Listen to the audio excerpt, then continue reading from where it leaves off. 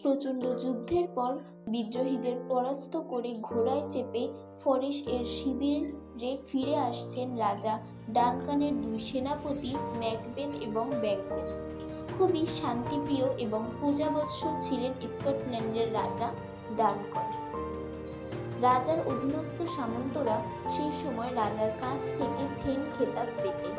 এই থেনদের মধ্যে সবচেয়ে পরাক্রমশালী ছিলেন ফডরের থেন। কিন্তু একদিন তিনি বিদ্রোহ ঘোষণা করে বসলেন রাজা ডানকানের বিরুদ্ধে। ফডরের থেন জানতেন যতই শান্তিপ্রিয় হন না কেন, রাজা ডানকান বিদ্রোহ দমন করতে তিনি সসৈন্য ঝাঁপিয়ে পড়বেন তার উপর।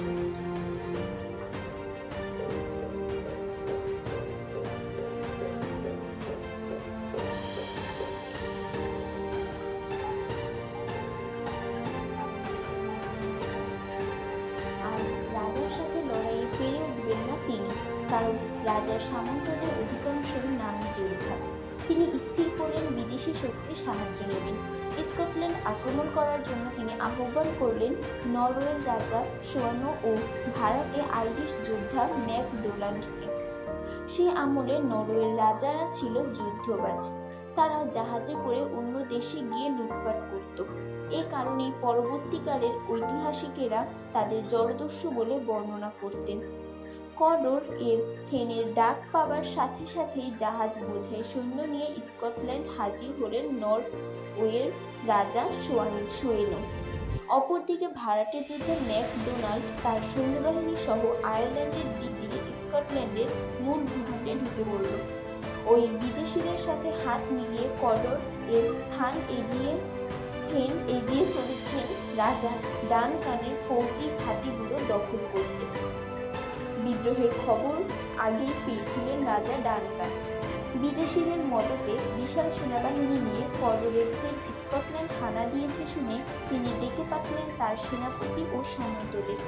তার সেনাপতি এবং সামন্তরা যেমন ম্যাকবেথ, ব্যাঙ্কো, লেনক্স, রস, সেন্টিন, অ্যাঙ্গাস, কেইথনেস প্রমুখ সবাই এসে হাজির হলেন।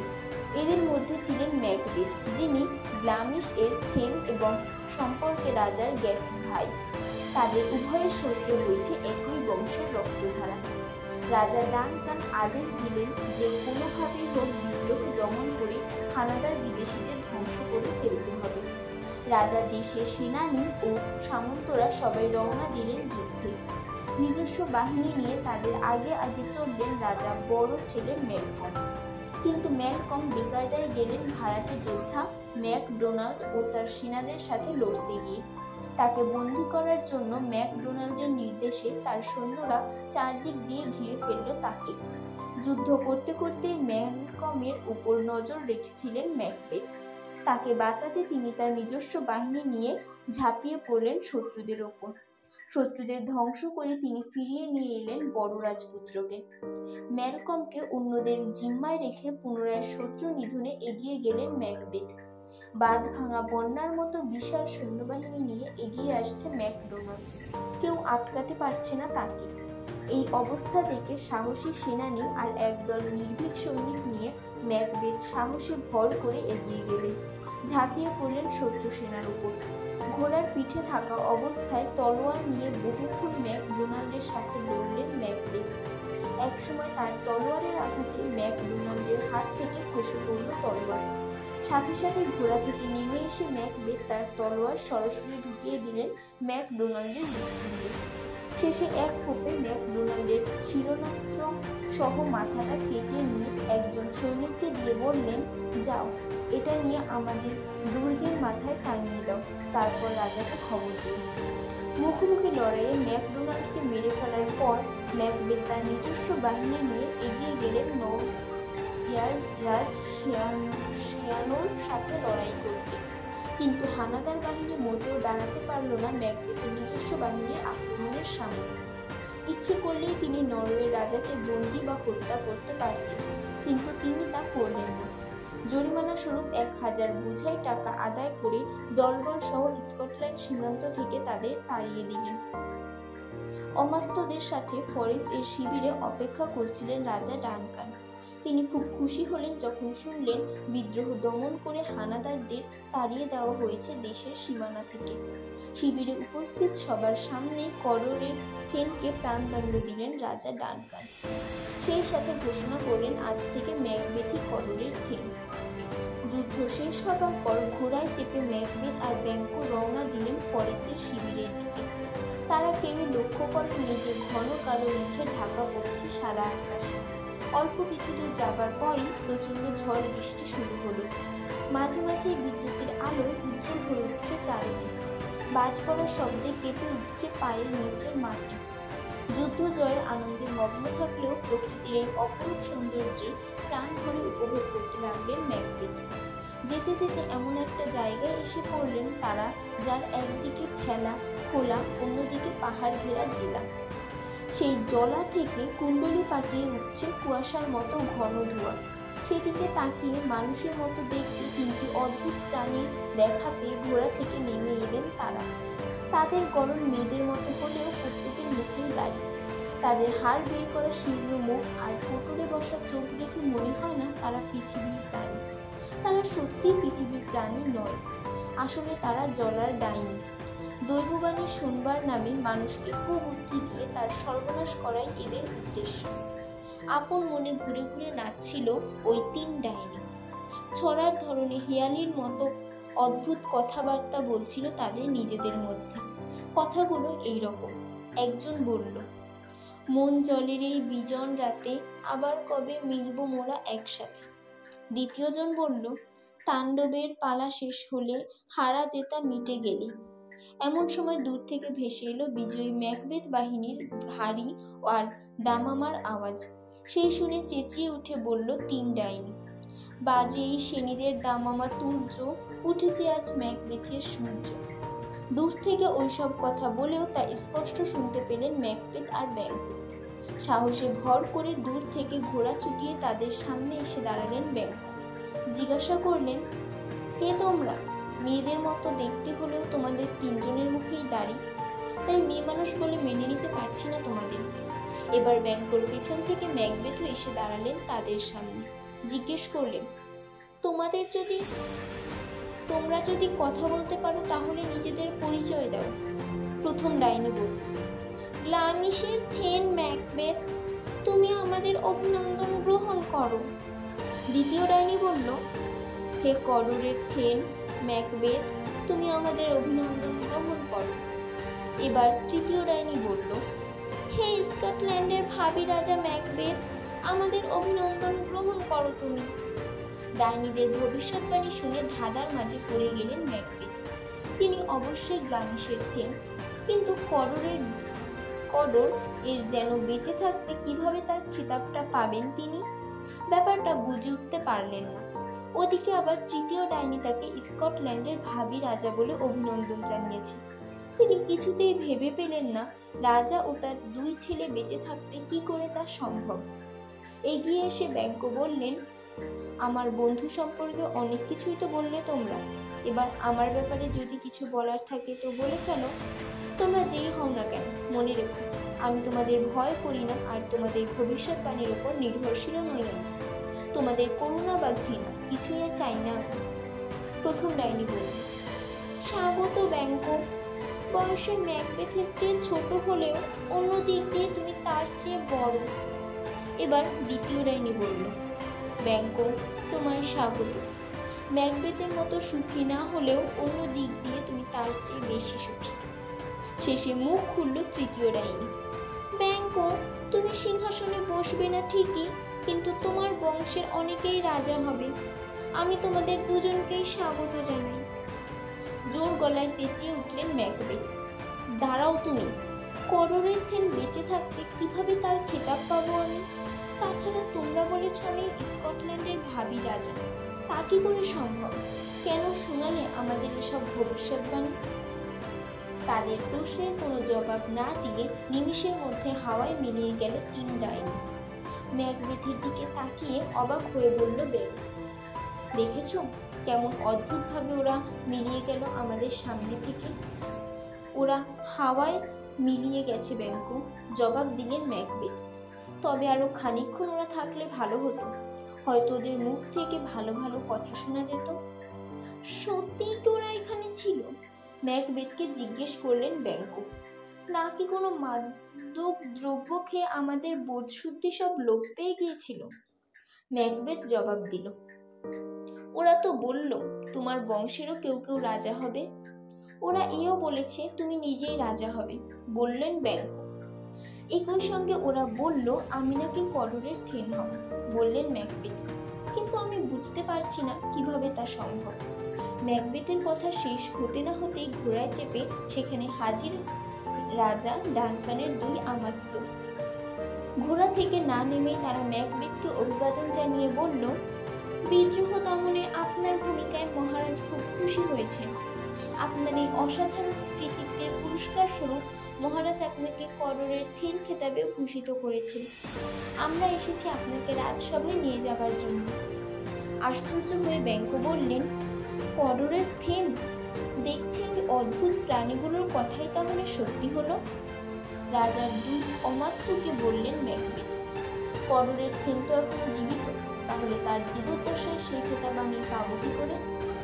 সে কথা আপনি ঠিকই বলেছেন সেনাপতি ম্যাকবেথ, উত্তর দিলেন রাজার অমাত্যদ্বয়। তবে মনে রাখবেন, যে বিদ্রোহ আপনি দমন করেছেন তা ঘোষণা করেছিলেন কডরের থেন নিজেই। যুদ্ধে হেরে গিয়ে তিনি তার দোষ স্বীকার করেছেন। রাজা তাকে ক্ষমতাচ্যুত করে প্রাণদণ্ড দিয়েছেন। কথা শুনে নিজের মনে বললেন ম্যাকবেথ, তাহলে আমি একই সাথে গ্লামিশ আর কডর এর থেন। তবে এর চেয়ে বড় পুরস্কার পাওয়া এখনো বাকি। এরপর অমাত্যদ্বয়ের দিকে তাকিয়ে বললেন ম্যাকবেথ, এত কষ্ট করে আপনারা যে সুসংবাদ নিয়ে এসেছেন তার জন্য আপনাদের ধন্যবাদ। এবার ব্যাংকোর কানের কাছে মুখ নিয়ে বললেন, তাহলে ব্যাংকো, তোমার বংশধররা যে রাজা হবে সেই ভবিষ্যৎবাণী বিশ্বাস হচ্ছে তো? তুমি তো নিজে চোখেই দেখলে ওদের ভবিষ্যৎবাণী অনুযায়ী আমি কডরের থেন হয়েছি। অমাত্যদ্বয়ের কান বাঁচিয়ে ম্যাকবেথের মতো একই স্বরে বললেন ব্যাংকো, দেখো, আমার বিশ্বাস অবিশ্বাসে কিছু আসে যায় না। আমি যদি সত্যিই দৈববাণীতে বিশ্বাস করি, তাহলে তৃতীয় রানীর কথা মতো তুমি রাজা হওয়ার প্রেরণা পাবে। আমার যতদূর জানা আছে, এই অদ্ভুত প্রাণীর সবাই অন্ধকারের বাসিন্দা, শয়তানের উপাসক। এদের ভবিষ্যৎবাণী কোনো কোনো ক্ষেত্রে মিলে গেলেও আসলে এরা আমাদের ক্ষতিই করে। এরা আমাদের উন্নত করে নানারূপ অন্যায় কাজ করতে, যার ফল খুব ক্ষতিকারক এবং ভয়ঙ্কর। ওহে বন্ধু, তুমি যে দেখছি বেজায় চিন্তায় মগ্ন হয়ে গেলে। যদিও নিজের মনে বিড়বিড় করে বললেন ম্যাকবেথ, দৈব আমার সহায় হলে রাজা হওয়া আটকাবে না আমার। কাছে দাঁড়িয়ে থাকা ব্যাংকো কিন্তু কথাগুলি ঠিকই শুনতে পেল। ব্যাংকো বললেন, বন্ধু ম্যাকবেথ, ওরা এসেছেন আমাদের দুজনকে নিয়ে যেতে, চলো ওদের সাথে আমরা রাজসভায় যাই। ম্যাকবেথ উত্তর দিলেন, তুমি আমায় ক্ষমা করো ব্যাংকো, অতীতের কিছু ঘটনা মনে পড়ে যাওয়ায় ওদের কথা ভুলেই গিয়েছিলাম আমি। চলো আমরা ওদের সাথে যাই। কিছুক্ষণ আগে আমাদের চোখের সামনে যে ঘটনাগুলো ঘটে গেল তা নিয়ে চিন্তা ভাবনার মেলায় সময় পাওয়া যাবে। দেখাই যাক না কেন আরো অন্য কিছু ঘটে কিনা, পরে না হয় এই বিষয় নিয়ে আমরা আলোচনা করব। তাতে আমি অরাজি নই, বললেন ব্যাংকো। অমাত্যদ্বয়ের মুখের দিকে তাকিয়ে বললেন ম্যাকবেথ, আসুন বন্ধুরা, এবার রাজসভায় যাওয়া যাক। শিবিরে পৌঁছে ঘোড়া থেকে নেমে ভিতরে ঢুকলেন ম্যাকবেথ আর ব্যাংকো। মাথা থেকে শিরোনাস্ত্র খুলে নিয়ে ঘাড় হেঁট করে একসাথে তারা অভিবাদন জানালেন রাজাকে। সিংহাসন থেকে নেমে এসে সবার মাঝে দাঁড়ালেন রাজা ডানকান। ওদের দেখে রাজা এত আনন্দ পেয়েছেন যে তিনি আর সামলাতে পারলেন না নিজেকে। সজোরে বুকে জড়িয়ে ধরলেন ম্যাকবেথ আর ব্যাংকোকে। গদগদ স্বরে বললেন রাজা ডানকান, হে আমার প্রিয় জ্ঞাতি ভাই ম্যাকবেথ, দেশের জন্য তুমি যা করেছো তার উপযুক্ত প্রতিদান আমি তোমায় দিতে পারিনি। যত সামান্য যা দিয়েছি তার চেয়ে অনেক বেশি পাবার যোগ্য তুমি।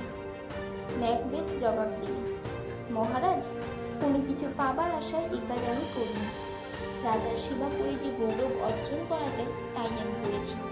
দেশ, রাজ সিংহাসন ও আপনি, এদের প্রতি আমার যে কর্তব্য আছে শুধু সেটুকুই আমি করেছি। রাজা বললেন, এই শুভ দিনে আমি ঘোষণা করছি, আজ থেকে আমার বড় ছেলে ম্যালকম কাম্বারল্যান্ডের যুবরাজ। এরপর ম্যাকবেথের দিকে তাকিয়ে রাজা ডানকান বললেন, ওখান থেকে ফিরে এসে আমি ইনভারনেসে তোমার প্রাসাদে যাব। আজকে রাতটা তোমার অতিথি হয়ে কাটাবো। ম্যাকবেথ জবাব দিলেন, সে তো আমার পরম সৌভাগ্য মহারাজ, তবে রাজসেবার প্রস্তুতির জন্য আমায় কিছুটা সময় দিতে হবে।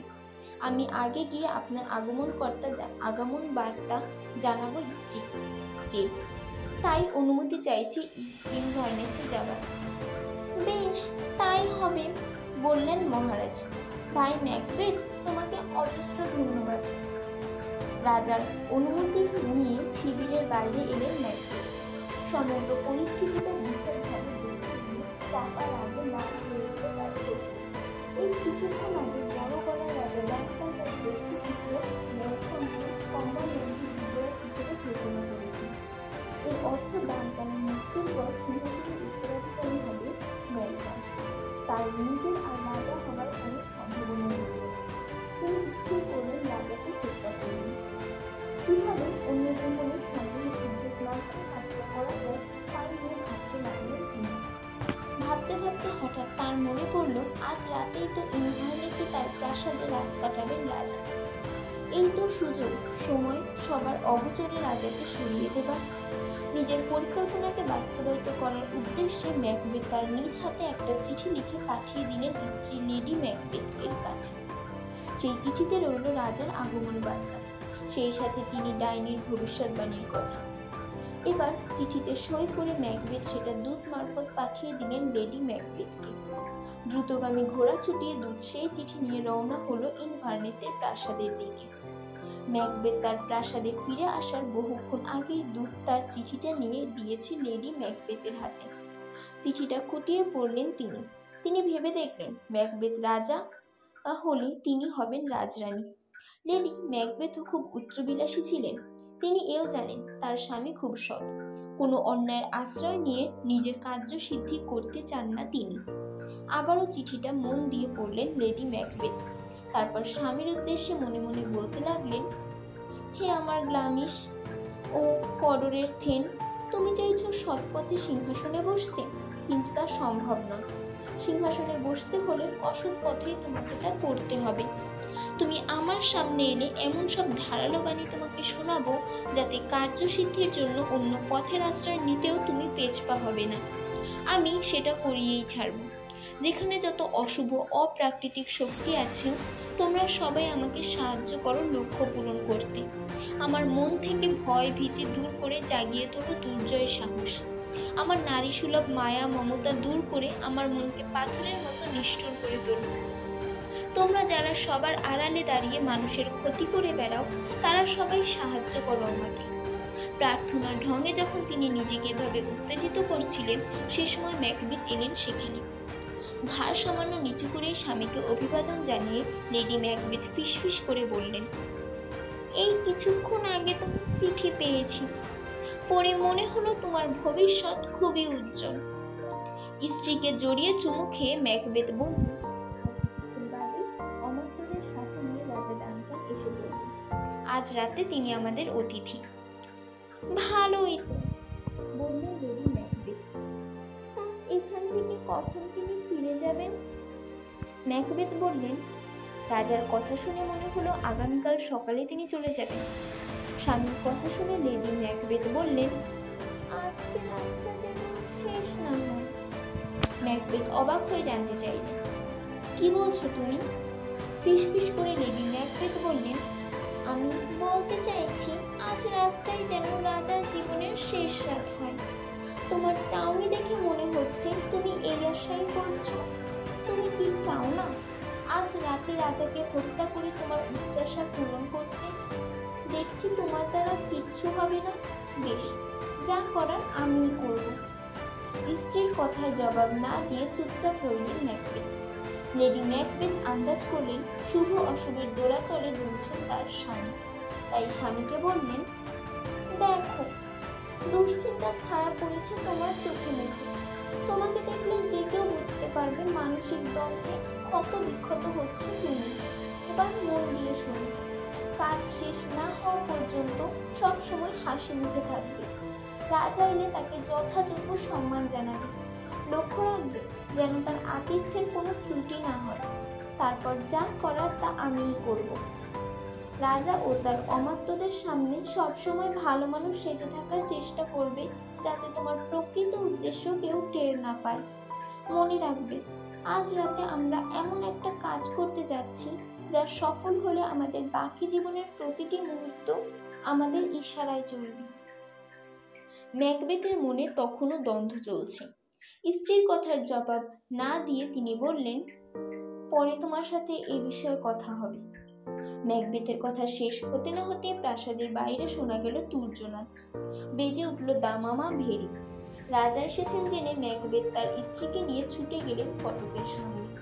তার নির্দেশে ফটক খুলে দেবার পর স্বামী স্ত্রী বাইরে গিয়ে রাজা ও সঙ্গীদের যথোচিত অভ্যর্থনা জানিয়ে নিয়ে এলেন প্রাসাদের ভেতরে। লেডি ম্যাকবেথকে দেখিয়ে হাসি মুখে বললেন রাজা, সেনাপতি ম্যাকবেথের স্ত্রী শুধু রূপসী নয়, তিনি যে একজন আদর্শ গৃহিণী তা তাকে দেখলেই বোঝা যায়। বুঝলেন লেডি ম্যাকবেথ, আজ আমরা সবাই আপনার অতিথি। সে তো আমাদের পরম সৌভাগ্য মহারাজ, বিনয়ের সাথে বললেন লেডি ম্যাকবেথ। আমরা তো আপনারই আজ্ঞাবহ ভৃত্য মাত্র। আমাদের সৌভাগ্যের মূলে রয়েছে আপনার অসীম করুণা। আমরা যথাসাধ্য চেষ্টা করব অতিথি সেবা। বলে রাজাও অমাত্যদের পথ দেখিয়ে প্রাসাদে নিয়ে গেলেন তারা। এবার খেতে বসলেন রাজা ডানকান ও তার সঙ্গীরা। রীতি অনুযায়ী ম্যাকবেথও বসে গেলেন তাদের সাথে, কিন্তু তখনও পর্যন্ত মনস্থির করে উঠতে পারেননি। তাই রাজার খাওয়া শেষ হবার আগেই তিনি টেবিল ছেড়ে উঠে গেলেন তার শোবার ঘরে। রাজার খাওয়া শেষ হবার আগেই টেবিল ছেড়ে আসার জন্য লেডি ম্যাকবেথ বকাবকি করল তার স্বামীকে। তার বুঝতে বাকি রইল না, শুরুতে রাজাকে হত্যা করার সাহস দেখালেও এখন তার স্বামীর বিবেক জেগে উঠেছে। ম্যাকবেথ স্ত্রীকে বললেন, দেখো, রাজা আজ আমাদের অতিথি। তারই দয়ায় আমি একই সাথে নিরামিষ আর কদরের খেয়ে নিই। তাছাড়া আমি তার আত্মীয়। এসব কথা বিবেচনা করে এখন আমি তাকে হত্যা করতে পারবো না। কি বললে? তুমি পারবে না? উপহাসের হাসি হেসে বলল লেডি ম্যাকবেথ। রাজাকে হত্যা করে সিংহাসনে বসার পরিকল্পনা করে আমাকে চিঠি লেখার সময় তোমার বিবেক বুদ্ধি কোথায় ছিল? সততার ধবজা বয়ে কাপুরুষের মতো জীবন কাটাবে তুমি? স্ত্রীকে ধমক দিয়ে ম্যাকবেথ বললেন, দোহাই তোমার, একটু থামো। আমি তাই করব যা একজন সত্যিকারের পুরুষ মানুষ করে থাকে। আর এও জেনে রাখো, আমার মতে যে পুরুষের সাহস নেই সে মানুষই নয়। লেডি ম্যাকবেথ বললেন, এই ভয়ানক পরিকল্পনার কথা যখন তুমি আমায় জানিয়েছিলে, সে সময় তোমার মনে সাহস ও দৃঢ়তা দুই ছিল। এখন তোমার লক্ষ্য হয়েছে সবার চোখে ভালো মানুষ সেজে থাকা। ভুলে যেও না, আমি একদিন মা হয়েছিলাম।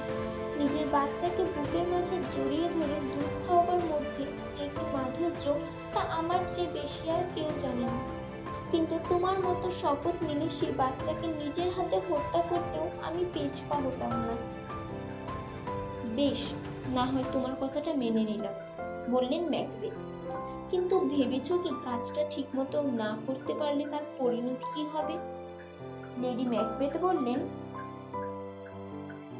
যদি সাহস থাকে তাহলে ব্যর্থতার কথা উঠছে কেন? একই রাজার বয়স হয়েছে, তার উপর পথশ্রমে ক্লান্ত। কিছুক্ষণ বাদেই ঘুমিয়ে পড়বেন তিনি। তখন বাইরে পাহারা দেবে শুধু দুজন রক্ষী। রাজা ঘুমিয়ে পড়লে ওষুধ মেশানো প্রচুর মদ আমি খাইয়ে দেব ওই দুজনকে। সাথে সাথে ঘুমে তলিয়ে যাবে তারা। তখন রাজার জীবন আমাদের হাতের মুঠোয়। তা নিয়ে আমরা যা খুশি তাই করতে পারি। শুধু রক্ষী দুটোর ঘাড়ে সবকিছুর দায় চাপিয়ে দিলেই আমরা খালাস। তুমি কি বলো, এটা করা সম্ভব নয়? স্ত্রীর প্রশংসা করে ম্যাকবেথ বললেন, মানতেই হবে তোমার সাহস আছে। নারী সুলভ গুণের চেয়ে পুরুষ প্রবৃত্তি তোমার মধ্যে প্রবল। তবে তুমি যা বলনি, এবার সেটুকু আমি বলছি। রাজাকে হত্যা করার পর ওই দেহরক্ষী দুটোকেও মেরে ফেলতে হবে।